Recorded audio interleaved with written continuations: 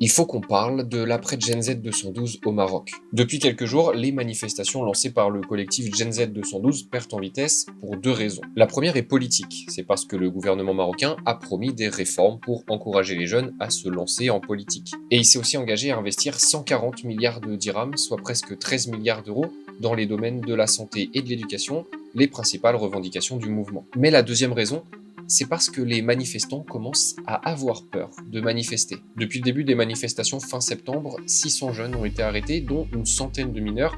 Ils attendent maintenant leur procès. Le truc, c'est que de premières condamnations ont été prononcées et elles ne sont pas légères. À Agadir, 17 personnes ont été condamnées pour des actes de vandalisme et troubles à l'ordre public à des peines allant de 3 ans à 15 ans de prison. Certaines personnes ont été arrêtées après un post sur Facebook, d'autres pour avoir floqué des maillots de foot Gen Z 212 et Free Palestine. Et forcément, une répression aussi forte, ça a jeté un froid sur les ambitions des manifestants, même si le collectif Gen Z 212 continue d'appeler à la mobilisation, notamment pour la libération des personnes arrêtées.